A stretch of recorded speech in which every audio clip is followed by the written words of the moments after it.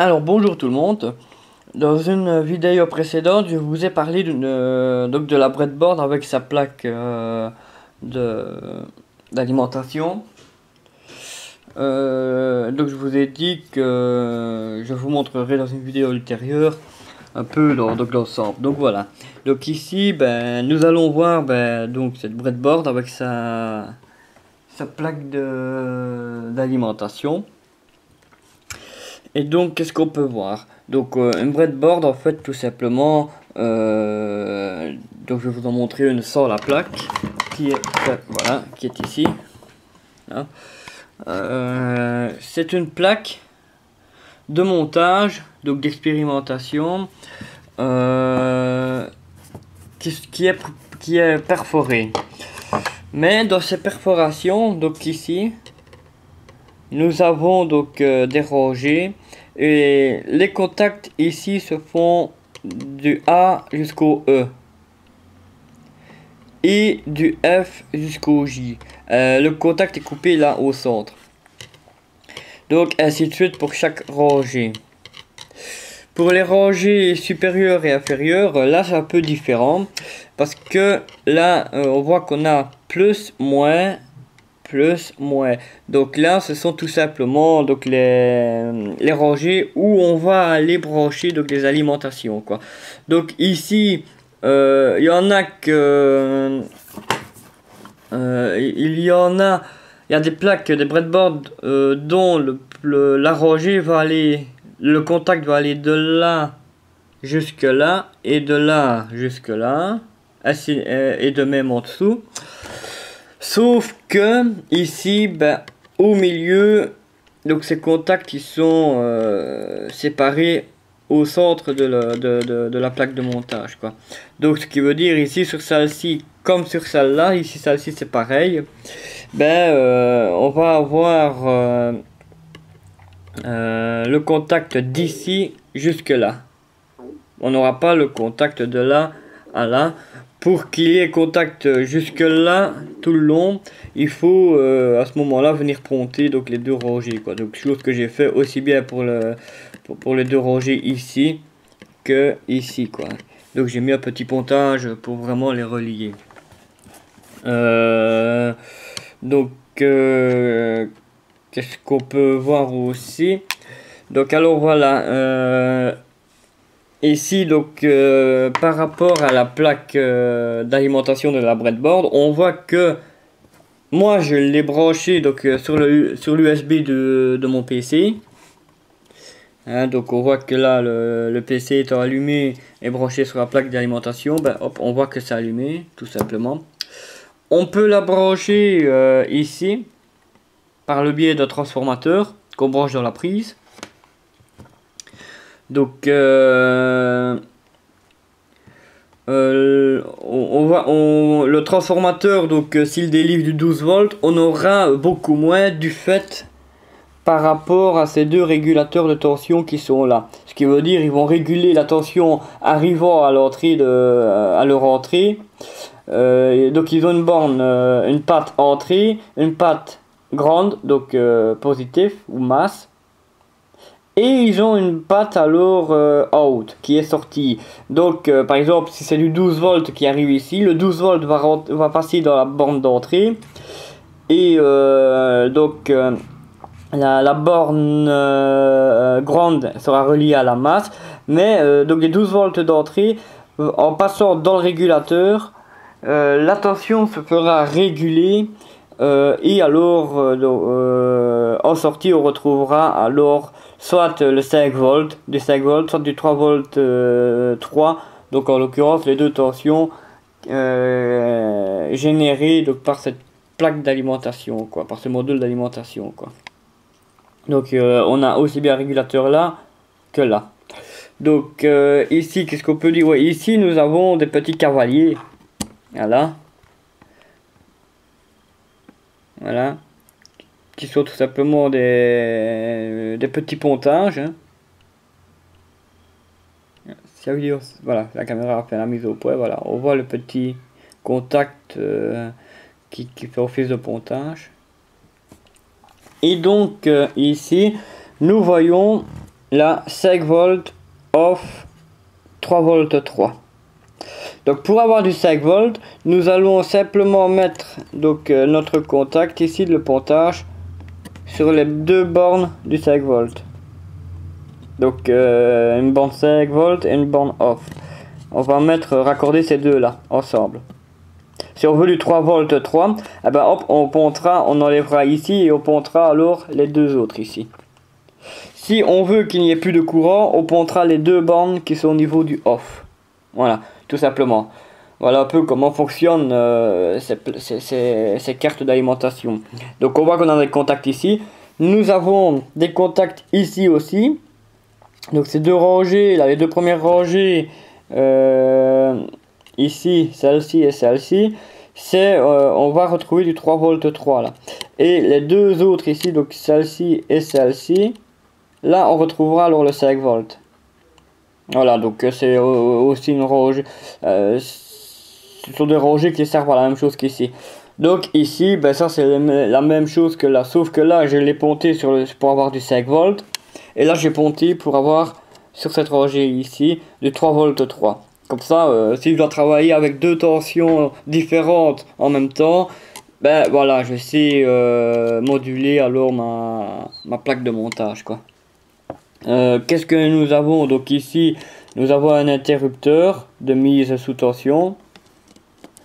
Là nous avons une LED nous montrant comme de quoi ben, la breadboard est alimentée.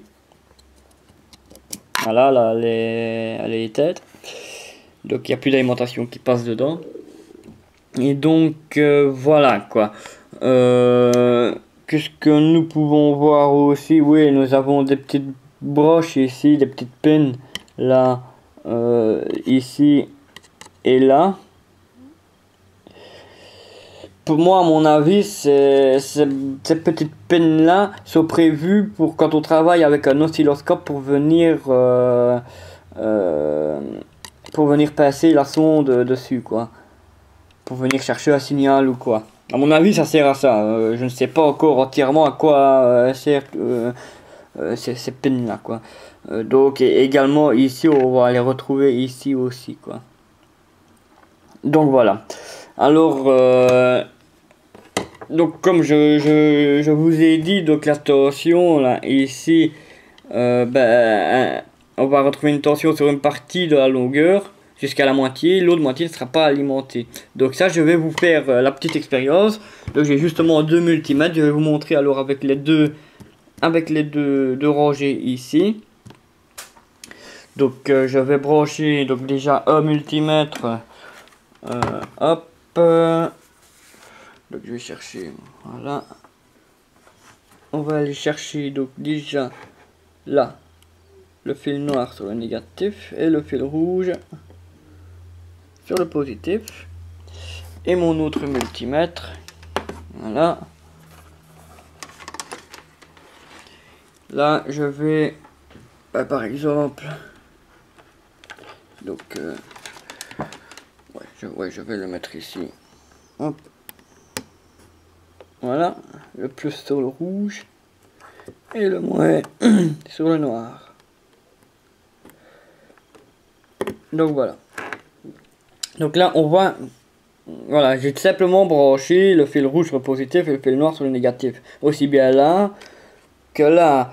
Donc ici, donc je vais déjà allumer donc le premier multimètre. Donc on voit qu'il est sur mesure de tension continue sur du 20 volts, parce que je vais sur celui-ci donc avoir du 5 volts qui va sortir. Donc l'échelle au-dessus du 5 volts sera ici, pour ici du 20 volts, hein. Donc on met sur du 20, on allume, voilà. Ici également c'est du 3 volts 3. L'échelle juste au-dessus c'est le 20. Tension continue, attention à ça. Hop, encore un cran, voilà. Là on est sur du 20 volts. Donc voilà, je vais alimenter la breadboard et on va voir directement les multimètres mesurés quoi. Faire la mesure, voilà, hop, et voilà. Donc là ici Donc sur cette rangée ici, on voit qu'on a nos 5 volts, quoi, à peu de choses près, voilà, 4 volts 9. On a quasi nos 5 volts sur celui-ci. Tandis que là, sur cette barre-ci, hop, on a du 3 volts 3. Donc, quasi, quoi. On a le 3 volts 28, c'est quasi le 3 volts 3, quoi. Hein, donc, voilà.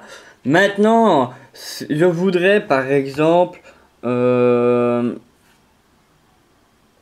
mesurer, donc avoir une tension ici. Donc là, on n'a rien du tout. Donc, je vais vous montrer. Donc, le plus, donc le rouge sur le plus, voilà. Et le noir ici sur le négatif. Voilà. Hop. Mais on voit que... On voit, voilà. On a du 0 volt. Pourquoi? Parce que les rangées, les deux rangées ici, sont coupées à leur centre. Donc ce qui fait, pour avoir une tension, il va nous falloir venir faire des petits pontages. Hein, donc en l'occurrence avec des petits fils, petits fils électriques là. Hop. Voilà. Ça fait un. Et on va mettre un deuxième. Donc voilà. Et là qu'est-ce qu'on voit? On a les 3 volts 28. Et là nous avons les 3 volts 28. Donc je vais enlever un des deux pontages. Hop. Voilà, j'enlève. Voilà, qu'est-ce qu'on voit? Là il n'y a plus rien. Et là, voilà. Et nous continuons à avoir les 3 volts 28. Donc c'est la même chose, fatalement, pour la rangée ici. Hein, donc je vais vous montrer. Donc j'éteins pour ne pas faire des manipulations sous tension. Voilà. Donc le noir sur le négatif, le rouge sur le positif. Et également ici. Hop. Le noir sur le négatif. Le rouge sur le positif. Voilà. Donc je vais mettre alors sous tension. On verra que là il va avoir une mesure et là il n'aura rien du tout. Donc je dézoome un peu. Voilà. Et voilà, effectivement là nous avons nos 5 volts. Donc en l'occurrence ici allez, nos 4 volts 9. Tandis qu'ici nous avons rien du tout. Donc pour avoir une tension, pour qu'il y ait une tension mesurée sur ce multimètre-ci, il va nous falloir faire comme pour la rangée là d'en bas, des petits pontages que je vais faire immédiatement. Donc voilà, ici et hop là, et ici quoi. Voilà, et là on voit que nous avons nos 4 volts 9 et là nos 4 volts 9 également. Donc voilà un peu voilà un peu pour la présentation ici donc de la breadboard avec sa carte d'Alim. Je l'ai commandé à sur eBay, vraiment pas cher par rapport à des magasins, à certains magasins. Le tout, donc breadboard, l'ensemble breadboard et carte d'Alim, j'en ai eu pour maximum 11 €. Voilà. Donc, qu'est-ce que je peux dire de plus là-dessus? C'est que c'est pratique pour quand on est débutant, qu'on se lance dans des prototypages en électronique. Et voilà, ça permet quand même certaines petites erreurs par rapport au fait que on ne se lancera pas sur des montages en 200, enfin montage du secteur quoi, 220 volts. Voilà, c'est des montages avec ça, ce sera des montages pas trop dangereux quoi. On risquera plus au pire de cramer un composant. Mais voilà, je préfère cramer un composant que de faire une erreur sur du secteur en allant toucher quelque chose qu'il ne faudrait pas toucher avec les doigts quoi. Donc Donc ceci, ben, c'est bien pour les débutants du fait que, ben voilà, on va brancher par exemple un composant. Hop là. On va brancher, donc par exemple, voilà, un composant, donc ici représenté par un fil électrique, voilà.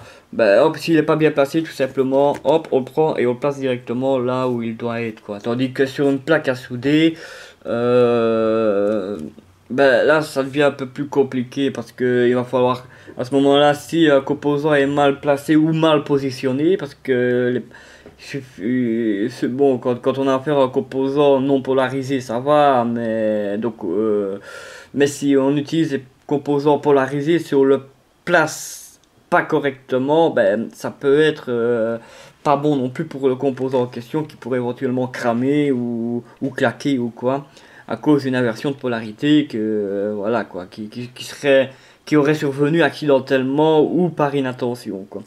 Donc sur les plaques à souder, voilà, si on se gourre d'un placement de composants, ben, pour l'enlever, il va falloir réchauffer donc la soudure et venir l'aspirer avec une pompe à dessouder quoi. Ou utiliser carrément un fer à dessouder ou quoi. Mais voilà, tandis qu'ici, on a branché le composant, on s'est trompé, hop, on s'est l'enlever et le repositionner là autre part quoi. Donc voilà un peu pour les débutants, mais aussi pour les expérimenter. Par exemple, moi ce que je fais, bon je suis débutant aussi, ce que je fais moi avant de me lancer sur un montage à souder, comme j'ai fait dernièrement avec le multivibrateur, ben je l'ai d'abord fait dessus. J'ai vu que ça fonctionnait et je me suis dit ben ça va, ok, je le mets en pratique sur le circuit, enfin sur la plaque à souder quoi. En faisant de cette sorte, en essayant d'abord là-dessus, on élimine déjà certaines erreurs qu'on pourrait commettre ou quoi, et on vérifie si le fonctionnement est ok, si c'est bon quoi. Et après, on peut dire de prendre des composants et les souder sur une plaque à souder quoi. Donc voilà. Voilà un peu pour la présentation donc de la breadboard avec sa carte d'alimentation. Donc voilà, j'ai essayé de faire un peu le tour, le tour de cette plaque. Donc celle-ci, ben, c'est pareil que celle-là. Ici, donc j'ai simplement mis des petits straps, deux là et deux là. Et donc voilà quoi. Donc voilà. Donc voilà, bah, en espérant ben, que la présentation de l'ensemble ici vous a plu. Et bah, je vais vous souhaiter une bonne fin de week-end et un bon dimanche. Et ça sera à plus sur les prochaines vidéos de Proto Électronique. Voilà, bye.